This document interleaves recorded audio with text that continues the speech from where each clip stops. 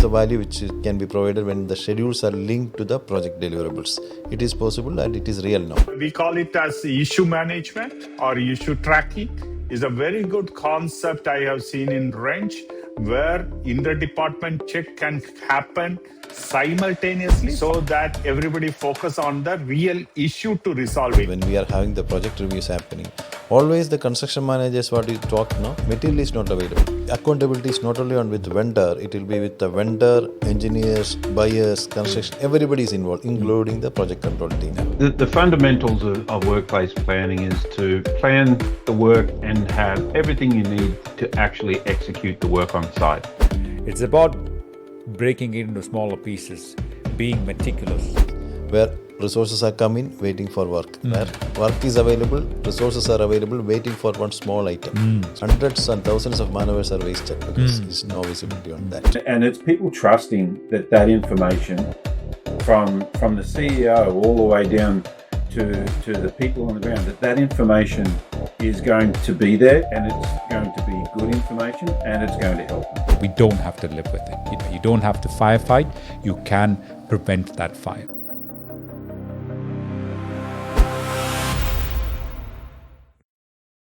Hello, everyone. Welcome to the Wrench Talk, where we discuss practitioners' view. What practices actually work on capital EPC projects. Let me briefly introduce our panel today. We have with us Shelley Coleridge.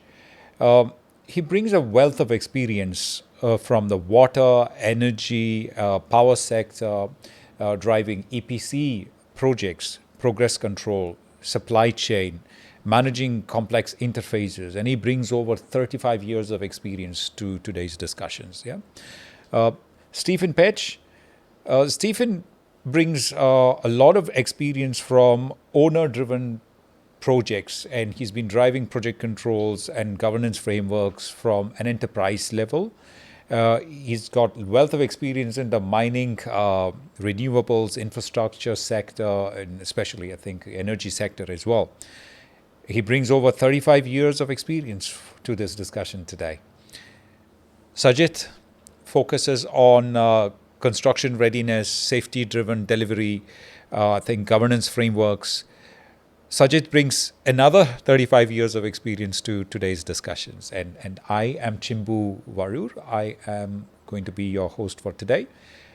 I have worked in the EPC sector globally, delivered projects for multinationals. I've also been quite driven with introducing innovative solutions to help alleviate some of the challenges we have in getting visibility on projects and driving successful completions on projects.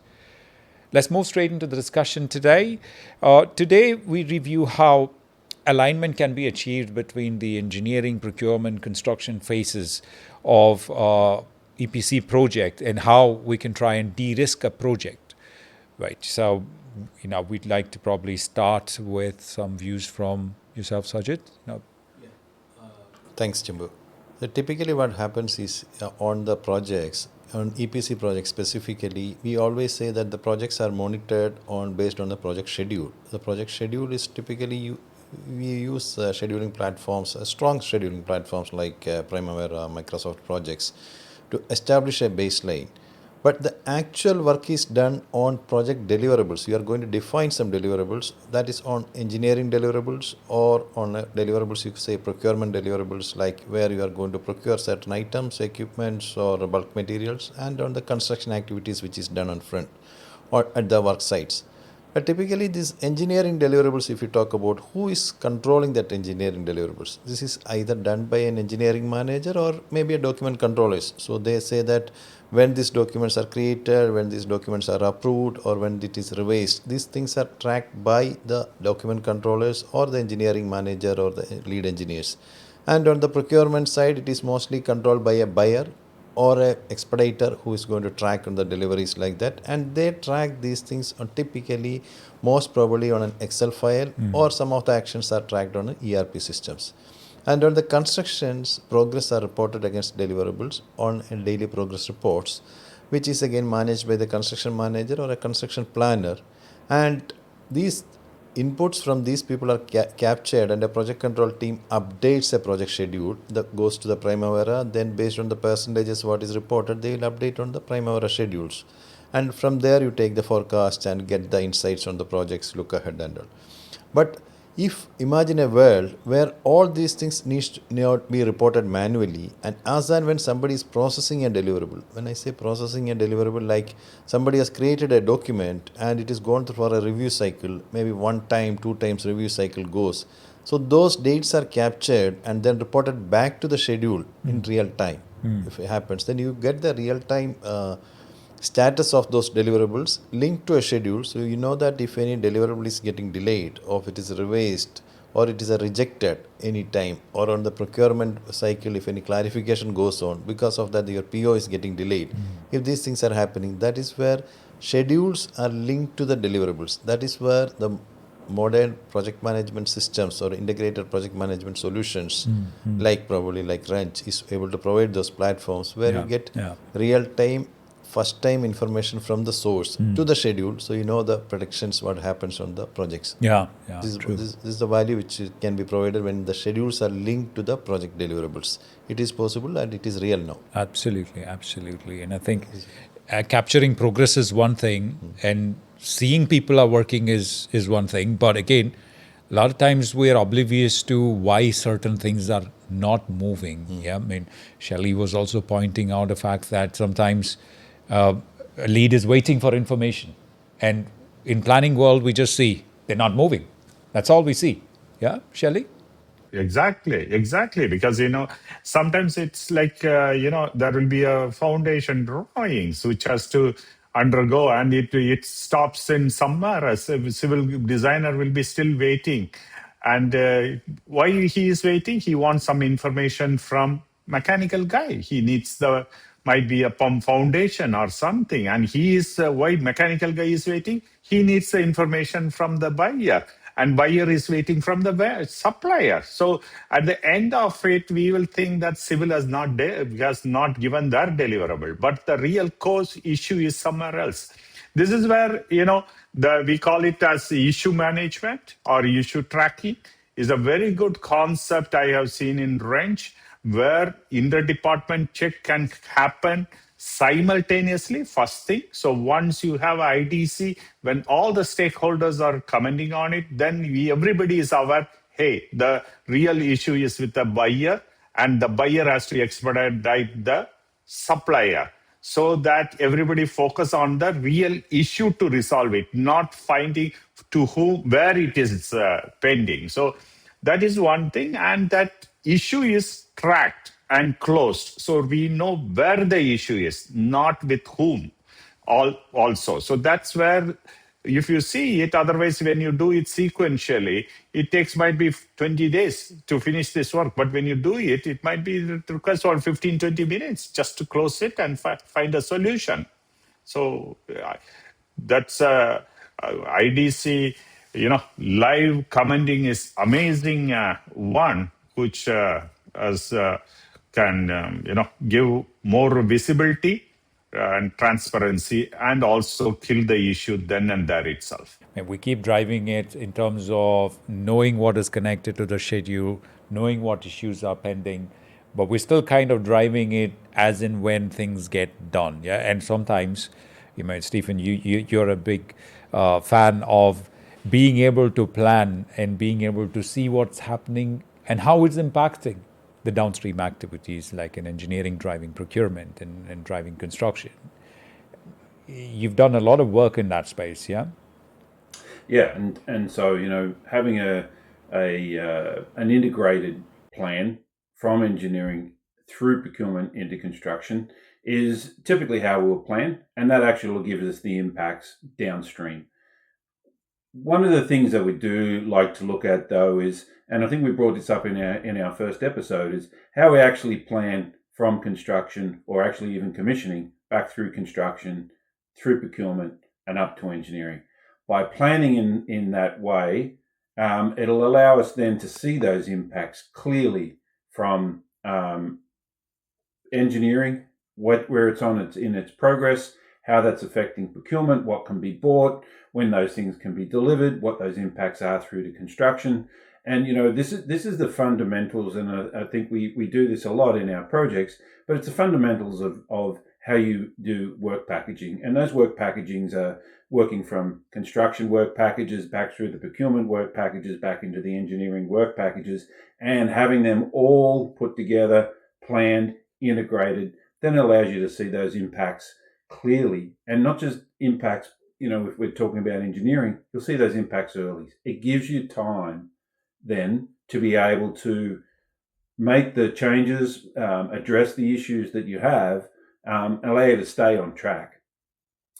If we don't do that and you see those impacts later, then you don't have the time to do it. And that's why, working in and having the ability to see engineering progress and where it's up to allows you then to make those changes in a timely fashion. Interesting. And I think to the point that you make with regards to engineering and knowing how engineering is driving the others, a lot of times, Shelley made a point about information that the civil guys are waiting for, right? If you look at procurement, we typically blame vendors when a package is delayed, and we say that vendors not keeping time. If you look at, how you could monitor this and prevent this, I think, Sajid, you've done a lot of work. Yeah, I have done with my experience from the EPC side. Yeah. I worked as an EPC contractor. From there, probably I can tell you some examples also. Like when we have project reviews happening on a weekly basis or a monthly basis, when we are having the project reviews happening, always the construction managers, what you talk now, material is not available. Why work is not processing? Because this material is not available at site. Then you look back, where is the thing? So the procurement guy says, I had placed the order, but you might not have received the material. Why? Because there is an engineering clarification pending on that. Vendor raised a clarification. Then the engineering guy always say, I did not get it. See, the clarification would have come to the buyer or to the procurement team. It is not transmitted to the engineering team to get the answers in time. So you may not notice that at that point of time, but it might be noticed at the end while the construction is being happening.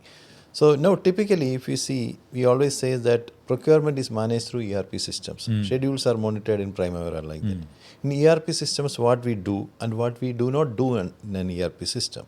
There are many things like what we talked about, a clarification has come in. It might go to a buyer, it might go to an engineering team. Whom it has gone, we don't know. It is generally happening through a mailing system. And that could happen even at pre-order stage. Pre-order stage or on the post-order stage. Yeah. On the pre-order stage, when the material requisition is made, it has gone to the buyer, he has plotted the inquiries, there could be multiple clarifications coming from the vendors, which may not be, the buyer may not be able to address it. It may need to go to an engineering team. Maybe a project control guy also will have a role in that to see that whether it is matching my schedule or I need to have an air freight, put it in the purchase order like that. This is all where collaboration happens, where the people are fixed responsibilities.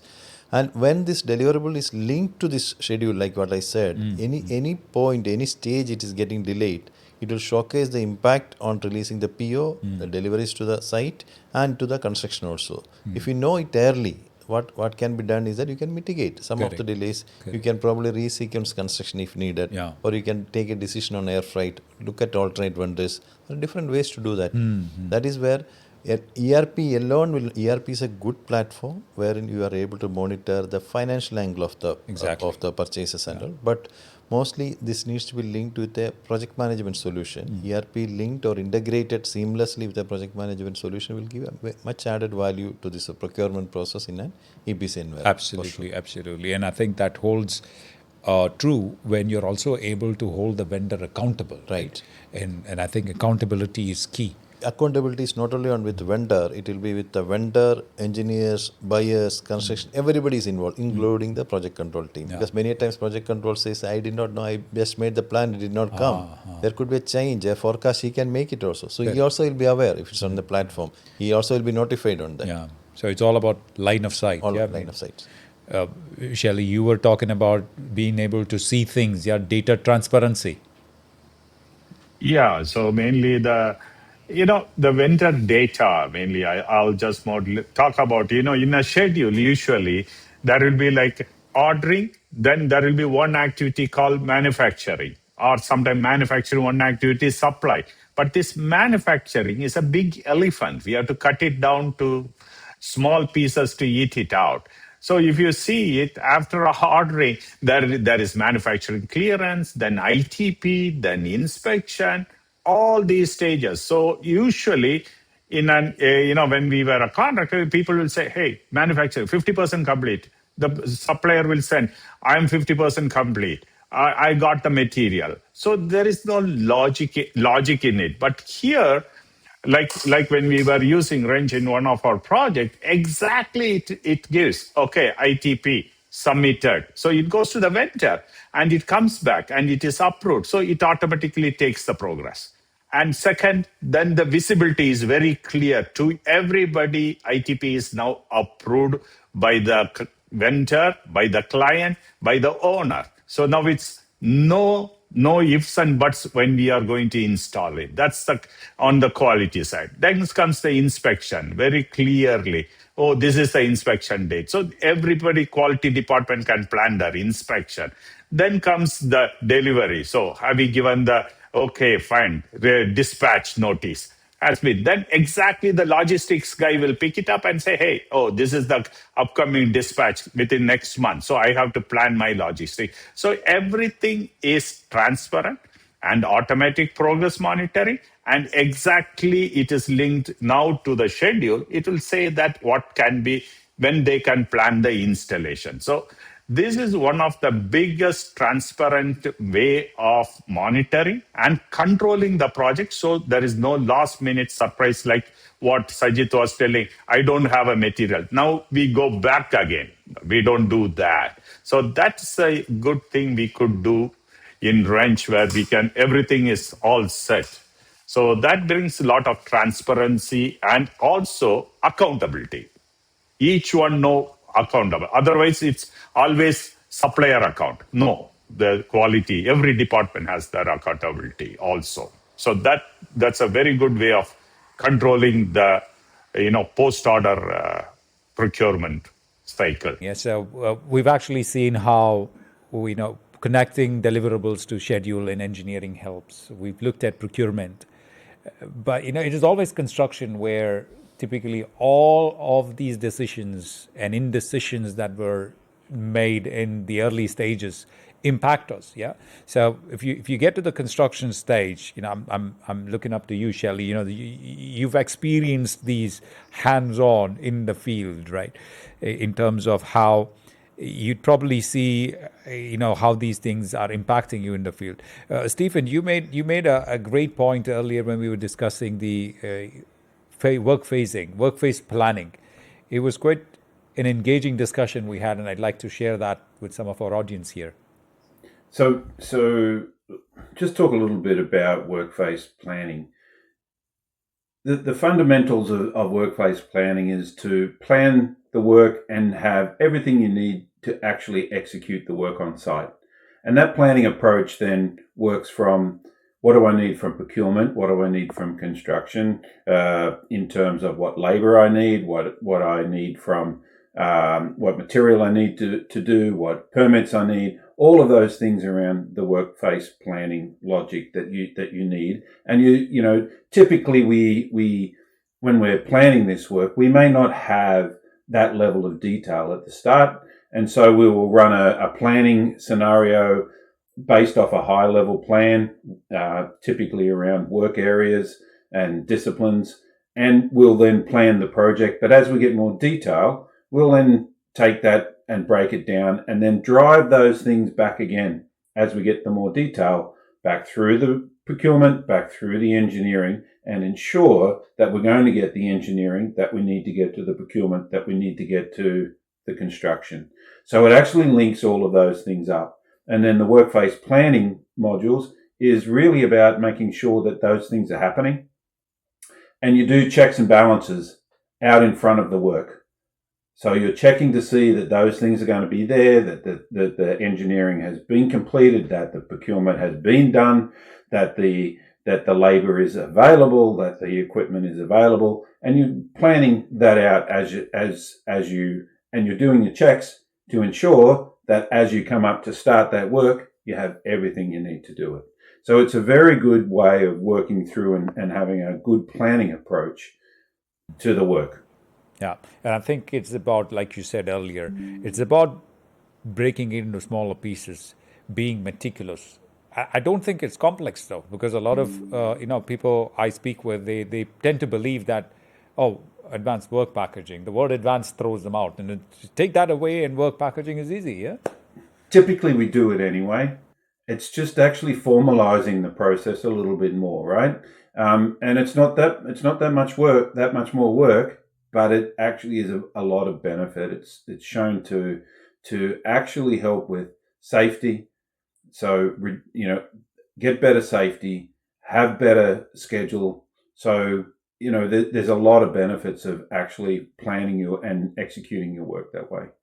Yeah, exactly. Say, because anyway, you'll do this at the end of the one package. When you want to commission the MCG room or some clarifier, anything, that is where we start this work package. So when it is like Steve done, Steve told exactly, perfectly. If it is done early, life is easy. Yeah, I think a lot of times we kind of look at the sequencing of work, but like Shelley, you mentioned, it's something that you do later. Why don't you do it earlier? And if you do it earlier, that gives a fighting chance for the teams to know where they might actually have issues, right? We hear the term constraints, and technical term constraints rather. And I think you might be able to simplify that to simple language. I Yeah. can simplify. I think I will just agree with what Stephen was telling. Is see basically what is a constraint? These are the things which you need to overcome so that you are able to do the execution. Yeah. Now, typically, as you are talking about the difficulty in doing like that, why it is becoming difficult is that you may not be able to have all those things listed in a schedule, like where you are listing all those things in the schedule generally. This is the sequence you are doing it. Whether you will be able to bring in all those aspects to a schedule, that is where people might be struggling. Correct. That is where we might have these constraints or these requirements is noted as a deliverables, okay, in a project environment. Then link it to the schedule.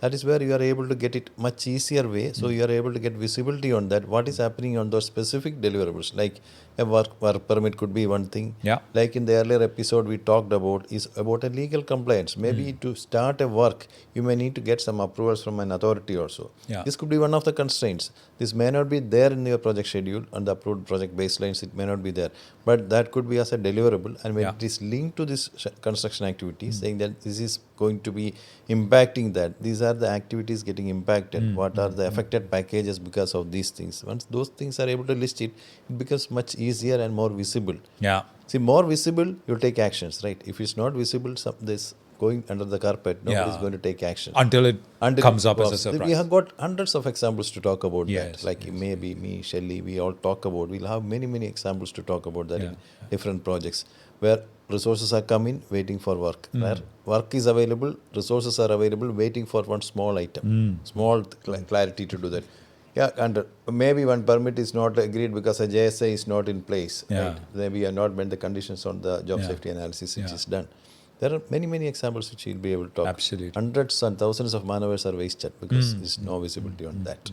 Something which is obvious where these platforms should be able to provide that easy access to the... Yeah, and I think what we're all in agreement with is this is easily doable, but we tend to look at the tool and say, well, Primavera is a very difficult tool to do these low-level activities and update them regularly. And that's where I think the approach that our team at Wrench are taking is quite good. They've given the tools their right, respect. So Primavera is great at doing a schedule and maintaining it, but then you manage the deliverables at a lower level. You bring the resources in, you identify what you need to do the job.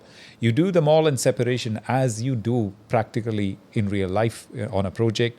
And you're given a space where you would list it. And you connect them together at some point when you have an understanding of the sequence in which you're actually going to do the installation. And the moment you do that, everything else falls in line. The engineer now knows when he needs to do his installation drawing by. So a required by date automatically is published when you finish the sequencing because everything else has already been linked through the phases through which you've gone. Yeah, it's interesting. It's very interesting. But I think with all of that, we come to the point of how do we actually get to see the truth? So a single source of truth. We talk about a collaborative common data environment. There is always been in the industry this wish list of having access to the single source of truth. What are the real blockers? What do you believe would be the that one thing, the holy grail? How do you actually solve that problem? And has it been solved?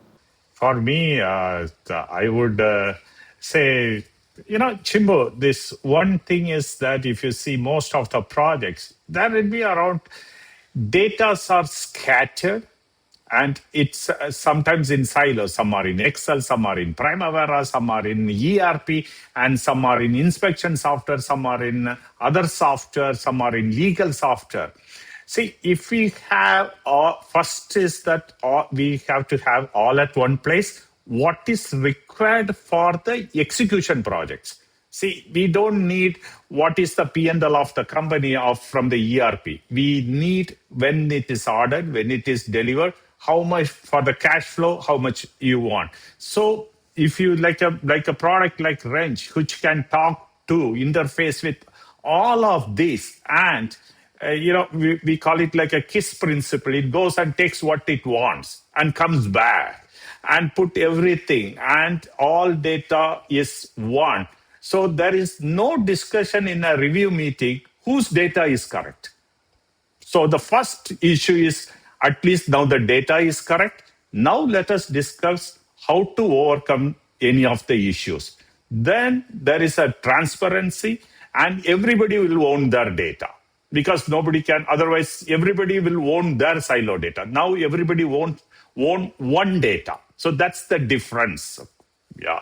So that is what makes a lot of difference. Lot of unwasted man hours can be saved, and we work more productive on execution and completion of the project. That's way I feel that's where the real issue or real blocker, I will call it. And Jimbo, I think sometimes we've got to get people to trust what's in the system, right? And that's not an easy thing to do. People like their own data, their own way, and their own little pieces. They trust that information. But the thing we need to do is to overcome those pieces of silos, and we've got to actually educate the entire project team in terms of where they fit into that piece into the puzzle. And by having one system, one integrated system across the project, right, it then allows you to see exactly what Shelley was saying with all of that information. But it's building the trust to ensure that the information that's inside of that system is good information as well. So you can and it's people trusting that information from the CEO all the way down to the people on the ground, that information is going to be there, and it's going to be good information, and it's going to help them. So it takes an effort to actually help bring that trust in that data. But without the one system, you will be in a lot of silos, and now you'll have a lot of information that'll be broken, and it's not going to actually flow up as it needs to into there to have one source of truth. And that's the thing for me. It takes a lot of work with the project teams. It takes a lot of work with the team, the owner, the EPC, the contractors. Everyone needs to be working together to overcome that and say, yes, we're all working here in one project for one goal, which is to get this project done, right? And then we can use this information to help us to get it done. Yeah, absolutely. So the people are key. Well, then there's the tools as well, right? And a lot of times the tools get blamed. And what is it, the tool or the governance on the data? Yeah, right. This is what, see, people always say a tool is there, but like the comment saying, like garbage in is garbage out, like that. But what we look for tool is that the tool should ensure that fact in and fact out. We say the FIFO, from a JIJO to move to a FIFO. Yes. So you moved that. But the tool is capable of doing that. So tools are capable of doing that when the information is fed correctly. So that is where we say capture it from the source. It is the truth. truth is only one, take it from the source and then roll it up to different levels. Then you get the fact out, then at the real time also. So that is what I think my takeaway from this is that get the fact in. The tool should provide the platform to put the facts in, then you get the analytics, and then the fact is out. Based on the fact, you are taking the right decisions at the right point of time to make sure that your projects are successful. Right? This is the takeaway from me. Absolutely brilliant. Yeah, and I think to close the session, the takeaway we would like to pass on is the strong predictability that you can bring on a project through the single source of truth is the way to prevent the firefighting that we all have to live with in projects world. We don't have to live with it. You don't have to firefight. You can prevent that fire. Thank you all for being with us today. Wish you a good day.